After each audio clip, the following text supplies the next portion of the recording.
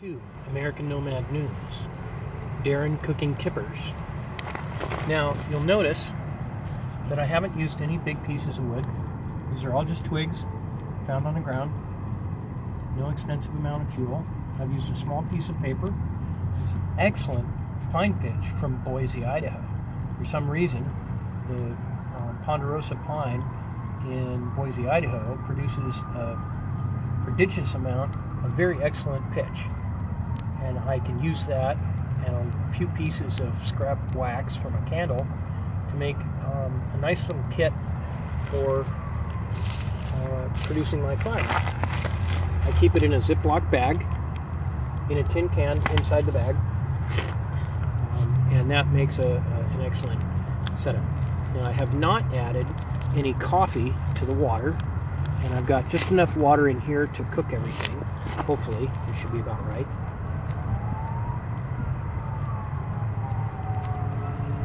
I've got some sirens in the background, but I'm pretty sure they're not for me.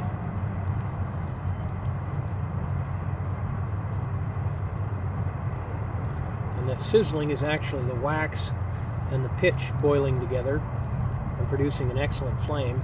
I'm going to take these sticks and start setting them on top of that flame so they can get heated to ignition temperature. The biggest sticks I have in here are not even as big as my index finger. Okay, I'm going to set that right there like that. Now the twigs that I'm using right now that I'm putting on top of the flame are fairly small, from the size of a pencil to a little smaller.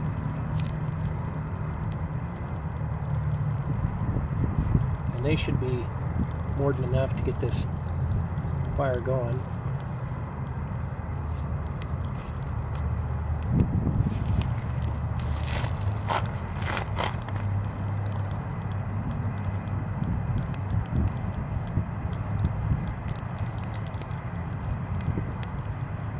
A lot of times when you're homeless, you really don't want to call attention to yourself while you're cooking.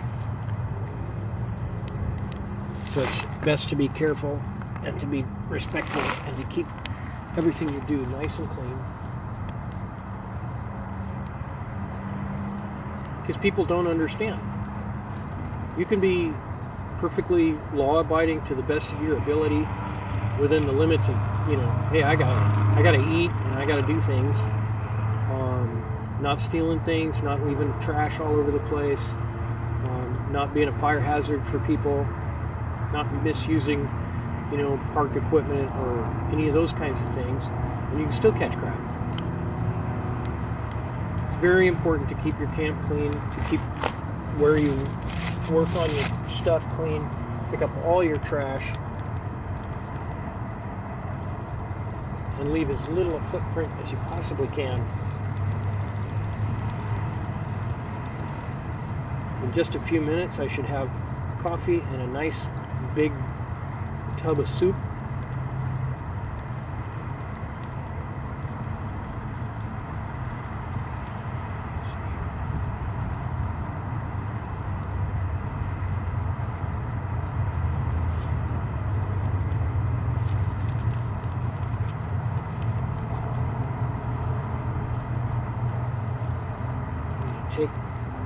Get it out of my pocket.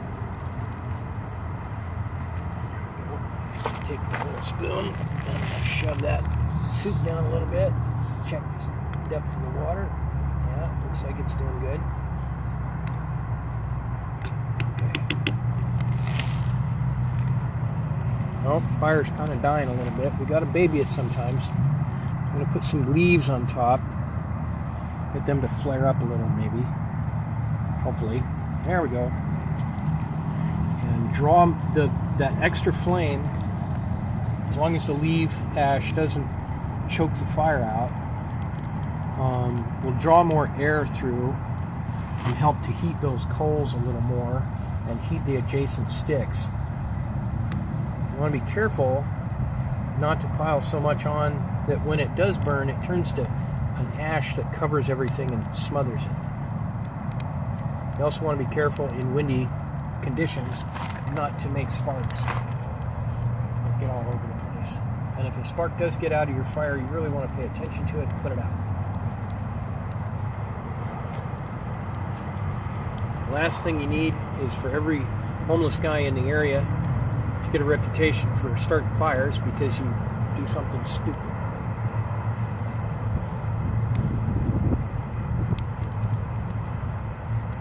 Always be safe with your fire. If you don't know how to manage a fire safely, then you need to do something different.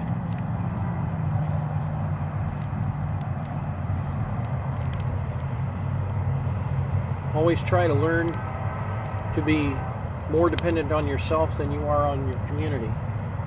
And your community will begin to respect you just a little bit more.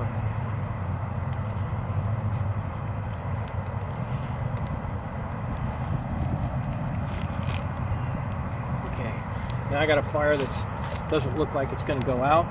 In fact, it's probably going to ignite some of the resin wax or other sticks down in that have dripped down from the floor, old pieces of coal and whatnot. Looks like my soup and my coffee are going to be done here in just a couple of minutes. This is the end of this segment. Thank you for joining me on this cooking adventure, American Nomad News, Homeless Cooking segment.